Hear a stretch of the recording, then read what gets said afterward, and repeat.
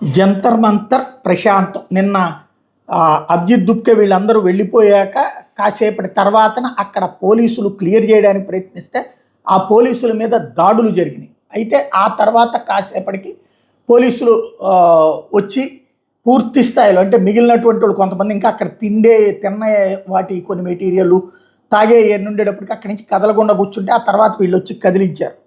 తెల్లవారుజాముకి మొత్తం ప్రశాంతంగా అయిపోయింది.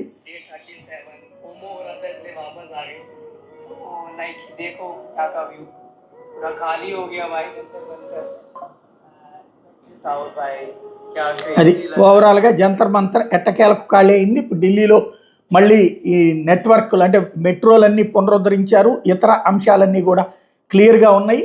ఇంకొక వైపున క్లియర్గా ఈ ఇద్దరు కూడా నిన్న క్లియర్గా చెప్పుకొచ్చారు.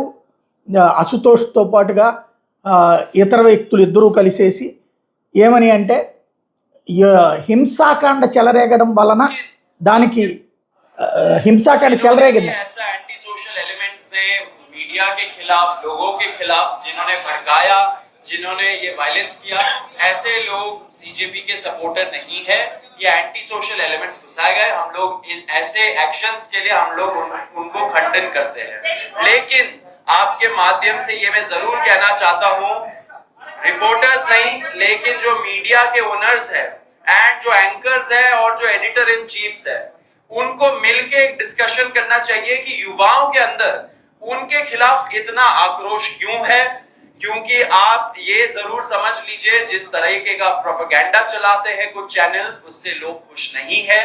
एक ना एक दिन ऐसा आएगा जब युवा ऐसे ही डिमांड लेके आगे बढ़ेगा एंड उस टाइम पे उनका भी आंसरेबिलिटी बिल्कुल जस्टिफाई नहीं होता है, बिल्कुल जस्टिफाई नहीं होता है. लेकिन उसी पॉइंट पे मैं बोल रहा हूँ कि आप जो मीडिया चैनल्स के ओनर्स है और एंकर्स है, उनको समझना चाहिए कि वो कैसे अपने रिपोर्टर्स को ऐसे रिस्क जोन में भेजते हैं. ऐसे लोगों మీడియా యాజమాన్యాలు మారకపోతే వాళ్ళ మీద ఇట్లాంటి దాడులు కొనసాగుతాయని హెచ్చరిస్తున్నారన్నమాట.